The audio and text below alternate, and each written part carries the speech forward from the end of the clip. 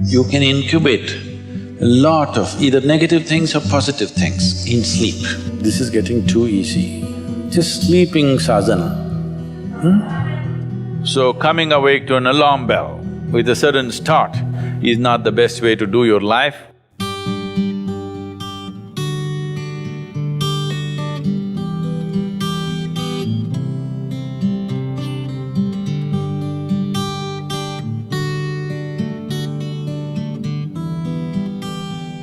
How many of you find that one day morning when you get up without any reason, you're just feeling ugly for no reason? If it is happening even at least 2-3 times a year, if it is, then you must do certain things before you go to bed. It's very, very important. Because unconsciously, you need to understand this, you can incubate a lot of either negative things or positive things in sleep.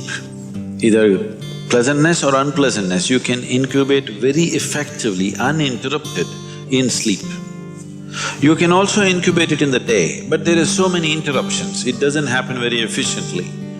But if you have a tendency to go to bed in a certain way and you wake up in the morning really nasty for simply no reason, that means you're incubating things in the night very efficiently. Bad eggs. This is not just about psychological disturbances, it can cause major physiological problems over a period of time. It's important that you eliminate these things from your life.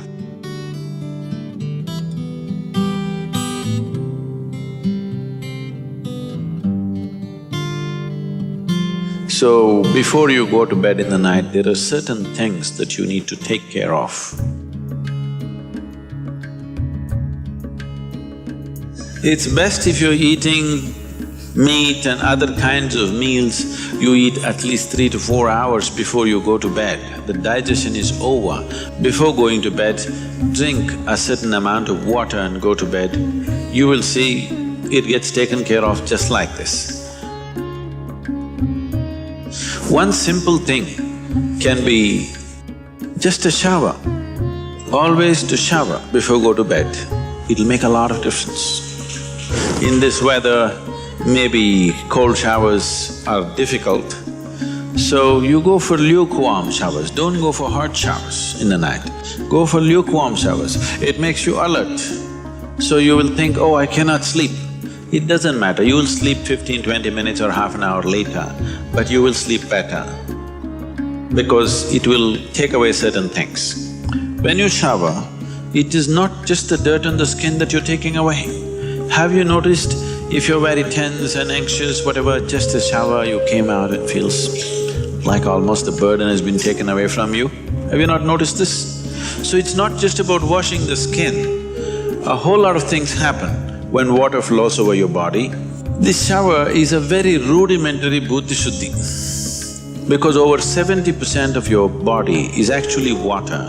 If you run water over it, a certain purification happens, which is beyond cleaning the skin.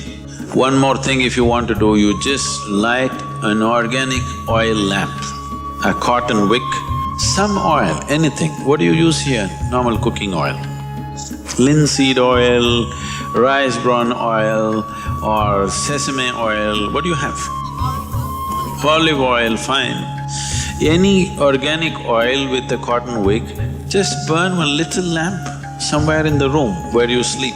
You will see these things will completely disappear.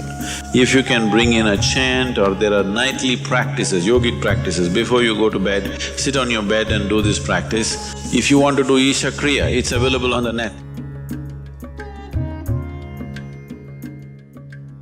Generally, in India, they told you should not put your head to the north and sleep. You're aware of this?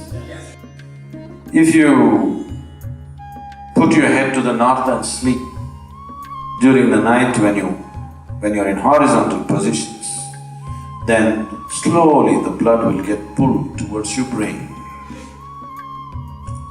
When there is too much circulation in the brain, you cannot sleep peacefully. If you have any kind of, inherently weak aspects in your brain, or if you're of old age, you could die in your sleep. One can have hemorrhage because extra blood is trying to enter the brain, where the blood vessels are hair-like. Something extra is being pushed because of the magnetic pull. When you're in a vertical position, this is not so. The moment you become horizontal, this pull on the head is so strong that slowly the blood tries to move towards the brain. So to avoid this is true only in the northern hemisphere. If you go to Australia, you should not put your head to the south.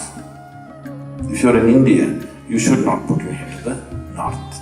You can put it any other way, it's okay.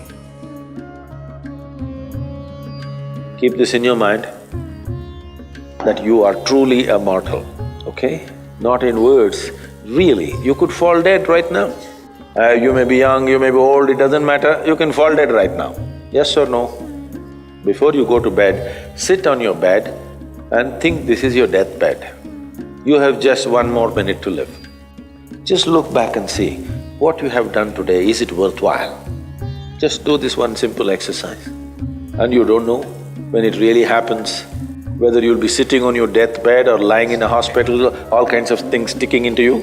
Who knows how it'll happen, but enjoy this every day, that you will sit on your deathbed, look back and see, today, the way I've handled these 24 hours, is it worthwhile? Because now I'm dying.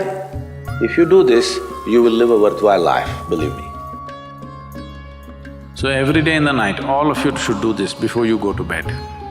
Last 3 minutes, everything that you have gathered, the body, the content of the mind, things, don't ignore small things, the small things are big things. I've seen how people are carrying their own private pillow, you know, because it's very important.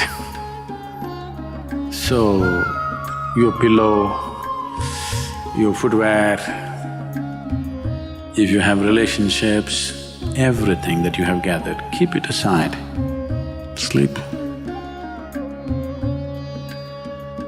If you sleep in that condition, you will wake up with much more light, with much more energy, with much more possibilities than you have imagined possible.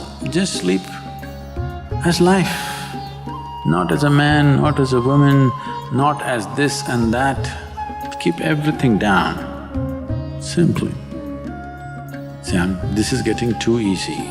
Just sleeping sadhana. At least this you must do.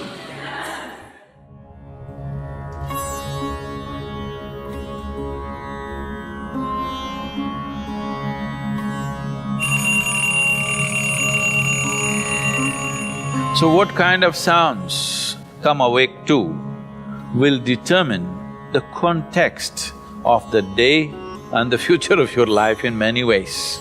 So coming awake to an alarm bell with a sudden start is not the best way to do your life.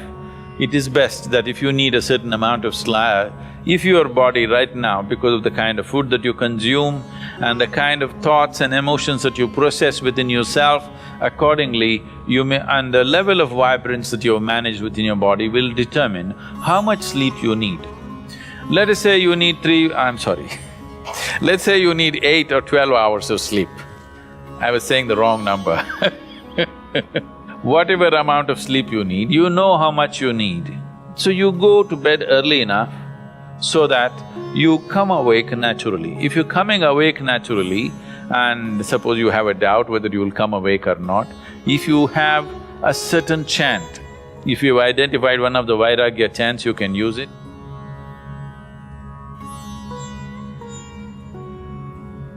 Physiologically, one important aspect of you is your heart, the pumping station for your blood circulation, which pumps life across the body. If this one thing doesn't happen, nothing happens. This starts from left side. So we told you, in India they have told you, when you wake up, you must roll to your right side and get up. Have they? Left side, if you roll and get up, bad things will happen to you. Did they tell you? Bad things are not about that. When you're in a certain state of relaxation, when the body is in a relaxation, the metabolic activity is low. When you get up, there is a certain surge of activity. That's why they told you in India, see, all these things are built into your life which you're throwing away. The whole science of living has been built into your life. They told you in the morning before you wake up, you must rub your hands together and see like this, huh? Not see like this, you must place it upon your eyes. You do this, you will see God. It's not about seeing God. If you rub these two things together, all the nerve endings, there's a heavy concentration of nerve endings in your hands. If you do this, the system comes awake immediately. You're feeling asleep, you're feeling sleepy, just do this and see.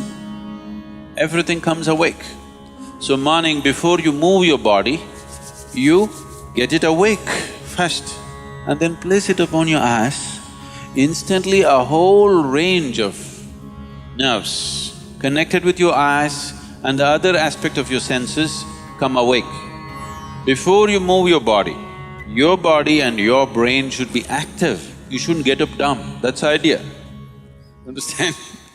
So you do that and then roll over to your right and get up. Today, if all of us go to bed, by tomorrow morning, nearly 250,000 people won't wake up. Natural death in the world. Suppose you wake up tomorrow, you guaranteed? Have you come with a guarantee card? No guarantee card. So suppose you wake up, let's say. Just do this much, I'm telling you, this is a simple first step to your spiritual process. Tomorrow morning, when you come awake, check, you really awake or you dead? If you're awake, it needs at least a little celebration. You don't have to get up and dance, at least you can smile, still on. 250,000 people died. They were like you and me, poof, they went off, isn't it? Wherever you look, they're not there. Here I am still, alive. One big smile, will you? I'm talking management, you know? Then if 250,000 people died, at least 3 to 5 million people lost somebody who's dear to them. You check those 3, 4, 5 people who matter to you, all of them alive today. One more big smile, hello? Will you or not? Alive. If suppose right now, we put a gun to your head, will you think it's a relief? No. You'll be terrorized, isn't it? So that's how precious it is to be alive, isn't it so? That's how precious it is for you to be alive. So tomorrow morning, 250,000 people died overnight, but you're still alive. Does it not at least deserve a big smile, I'm asking you? And all the people who matter to you are all alive today. One more big smile?